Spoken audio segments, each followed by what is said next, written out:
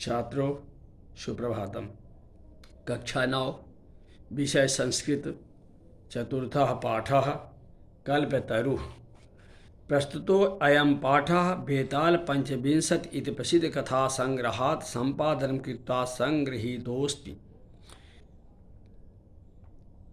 यह प्रस्तुत यह पाठ बेताल पचीसी नामक प्रसिद्ध कथा संग्रह से लिया गया है। प्रस्तुत यह पाठ बेताल पचीसी प्रसिद्ध कथा संग्रह से संपन्न करके संग्रहित किया गया है या संग्रह से लिया गया है। अत्र मनोरंजक घटनाभिः विस्मयकारी घटनाभिश्च जीवनमूल्यानां निरूपणं वर्तते। अत्र माने इसमें मनोरंजक एवं आश्चर्यजनक घटनाओं के माध्यम से जीवन के मूल्यों का निरूपण किया गया है। इसमें मनोरंजक एवं आश्चर्यजनक घटनाओं के माध्यम से जीवन मूल्यों का निरूपण किया गया है। अस्यां कथां पूर्वकालकः एव स्वगृहोद्याने स्थित कल्पवृक्षेण जीमूतवाहना लौकिक पदार्थानां न याचति। अस्यां कथायां इस कथा में जीमूतवाहन अपनी पूर्वजों के समय से पूर्व काल में पूर्वजनों के समय से ही स्वगृहोद्यान माने अपने घर के आंगन में स्थित या लगाई गई कल्प वृक्ष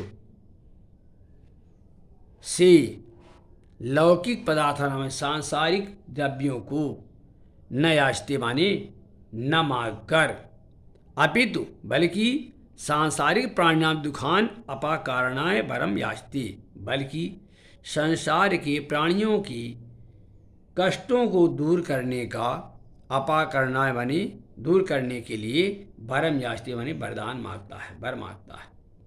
इस कथा में जीमूतवाहन अपने पूर्वजों के समय से अपने घर की आंगन में लगाए गए कल्प वृक्ष से सांसारिक द्रव्यों को न मांगकर संसार की प्राणियों के कष्टों को दूर करने का वरदान मांगता है। यतो ही लोकभोग्या भौतिक पदार्था जल तरंगवत अनित्या सन्ति। यतो ही क्योंकि लोकभोग्याम भौतिक पदार्थ, क्योंकि धन जो है संसार के भोग के लिए जो भौतिक पदार्थ जो धन है तो जल तरंगवत अनित्या, जल की लहर की भांति चंचल है। अस्मिन् संसारे केवलम परोपकारम एव सर्वोत्कृष्टम चिरस्थायी तत्वम अस्ति। इस संसार में एकमात्र परोपकार ही संसार का सर्वोत्कृष्ट तथा चिरस्थायी तत्व है। इस संसार में केवल परोपकार ही संसार का सर्वोत्कृष्ट तथा चिरस्थायी तत्व है। अस्ति हिमवान नाम सर्वरत्न भूमि नगेंद्र। हिमवान नाम माने हिमालय पर्वत, हिमालय नाम वाला, नगेंद्र माने पर्वतों का राजा,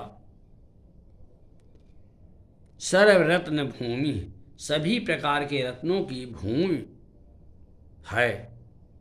हिमवान हिमालय नाम वाला पर्वतों का राजा सभी प्रकार के रत्नों की भूमि है, ऐसा माना जाता है। तस्य सानो ऊपर विभात कंचनपुरम नाम नगरम। तस्य सानो, सानो माने चोटी, उसकी चोटी के ऊपर कांचनपुर नामक एक नगर, विभात माने सुशोभित, कांचनपुर नामक नगर है। उसकी चोटी के ऊपर कंचनपुर नामक एक सुशोभित नगर है। तत्जीमूतकेत इति नामना विद्याधरपति बसति अस्मि। तत्र माने वहाँ श्रीमान विद्याधरपति जीमूत केतु निवास करता था। वहाँ श्रीमान विद्याधरपति जीमूत केतु निवास करता था। तस् गृहोद्याने कुलक्रमागत कल्पतरुः स्थितः। उसके तस्य गृहोद्याने उसके घर के बगीचे में कुल क्रमागत कुल की परंपरा से कलवृक्ष नामक एक दिव्य पेड़ स्थित था। सा राजा जीमूतकेतु तम कल्पतरुम आराध्य तत्प्रसादाचा बोधिसत्वांश सब संभवम जीमूतवाहनम नाम पुत्रम प्राप्नोत। सा राजा जीमूतकेतु तम कल्पतरुम आराध्य उस कल्पवृक्ष की आराधना करके तस् प्रसादात और उसके प्रसाद से प्रसन्नता से बोधिसत्वा संभवम बोधिसत्व के अंश से उत्पन्न जीमूतवाहन नामक पुत्र को प्राप्त किया। सा जीमूतवाहन महान दानवीरः सर्वभूतानुकंपी च अभवत्। वह जीमूतवाहन बहुत दानी और सभी प्राणियों पर कृपा करने वाला हो गया। वह जीमूतवाहन महान दानी बहुत बड़ा दानी और सभी प्राणियों पर कृपा करने वाला हो गया। तस् गुणैः प्रसन्नः स्वसचिवैः प्रेरितः राजा कालेन संप्राप्य यौवनं तम यौवराज्यम अभिषिक्तवान्।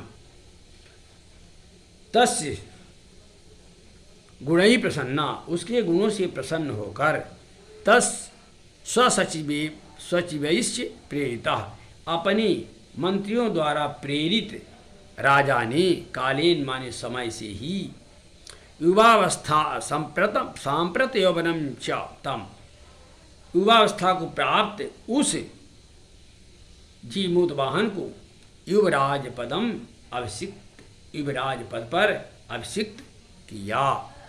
उसके गुणों से प्रसन्न होकर और अपनी मंत्रियों की प्रेरणा से राजा ने समय के पर युवावस्था को प्राप्त होने पर उस जीमूतवाहन को युवराज के पद पर अभिषिक्त किया माने युवराज बनाया। कजाति शेषणा पितृमंत्रिभा युवराज्यम इष्टम तम जीमूतवाहनम उक्तवान।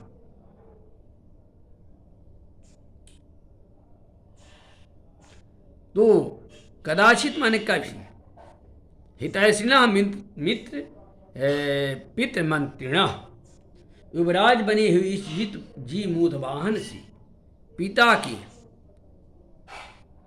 किसी हितैषी मंत्री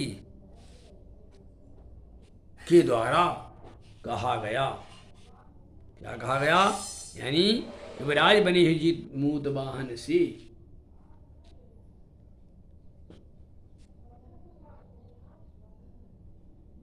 पिता के किसी हितैषी मंत्री द्वारा कहा गया। क्या कहा गया? युवराज योयम सर्वकाम पदः कल्पतरु तवोद्याने तिष्ठस् सा एव सदा पूज्य। हे युवराज, यह जो सर्वकाम मदः कल्पतु सभी मनोरथों को पूर्ण करने वाला कल्पतरु तवोद्याने तुम्हारे बगीचे में तिष्ठत माने खड़ा है, वह सदा तुम्हारा पूज्य है। हे युवराज, यह जो सभी मनोरथों को पूर्ण करने वाला कल्पतरु तुम्हारे बगीचे में खड़ा है, वह सभी प्रकार से तुम्हारा पूज्य है। अस्मिन् अनुकूले स्थिते सत्य शक्रो अपि अस्मान बाधितुं न शक्नुयात् इति। अस्मिन् अनुकूले स्थिते इसके अनुकूल रहने पर शक्रो अपि माने इंद्र भी अस्मान माने हमें बाधाम कष्ट न शक्नुयात् नहीं पहुंचा सकता है। इसके अनुकूल रहने पर इंद्र भी हमें बाधा नहीं पहुंचा सकता है।